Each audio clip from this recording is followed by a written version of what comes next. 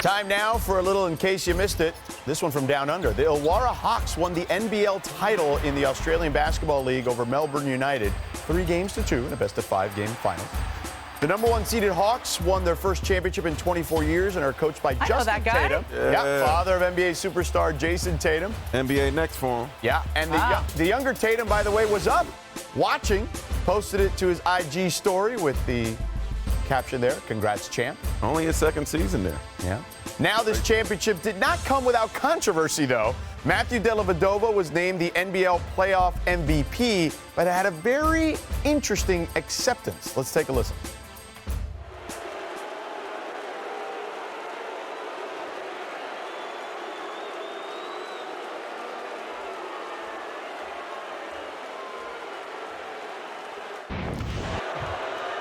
Davo, this really belongs to you. You had a hell of a series. Congratulations on the win. Thanks for a fun season. To our families, we appreciate everything you do. But Davo, this is yours. All right, so that's an interesting reaction, certainly from Dellavedova. What did you guys make of it?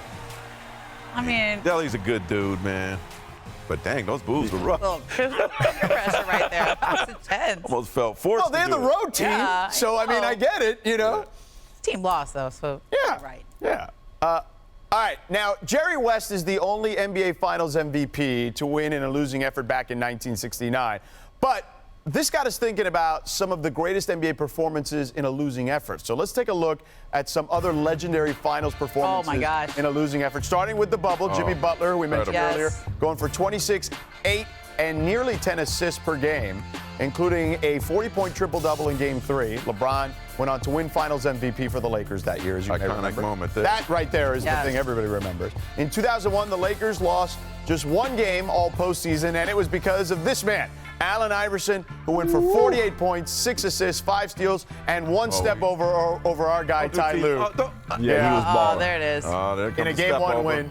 Shaq won the Finals MVP. Lakers dominated the rest of the series. In 2015, LeBron went for 36, 13, and 9 in a 6-game series loss to the Warriors without co-stars Kyrie Irving and Kevin Love for most of the series. But Andre Iguodala won Finals MVP and won the vote 7-4 in part for the job he did defending LeBron. Speaking of the Lakers have lost their last 2 games and now start a 4-game road trip tonight against the Magic. Then back-to-back games against the Pacers and Bulls, a team who they just lost to by 34. And they end up finishing the trip in Memphis. So now joining us from Orlando, our Lakers reporter, Dave McMenamin. Dave, what are the Lakers focusing on during their road trip that starts tonight against the Magic?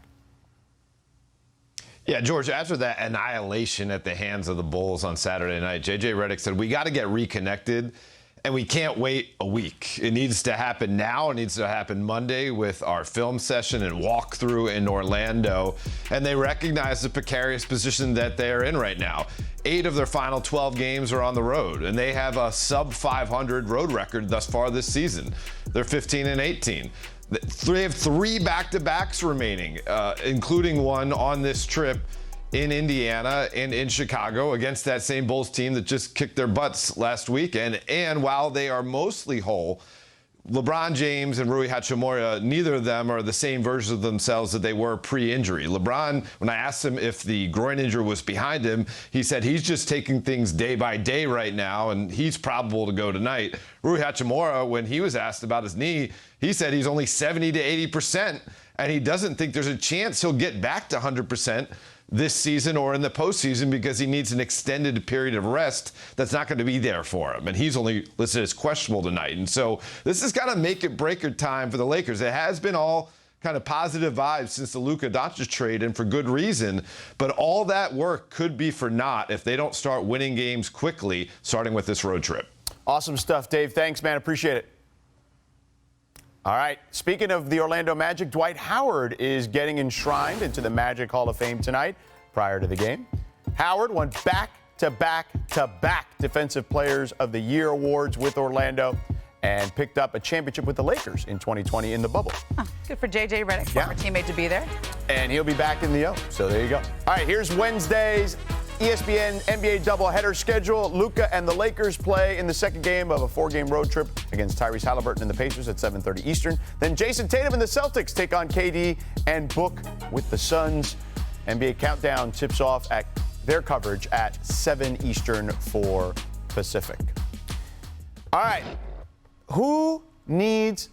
I have literally like 30 seconds. So who needs the 2 seed more in the West? Mark. Rockets. Ramona. Nuggets. Booze. Houston.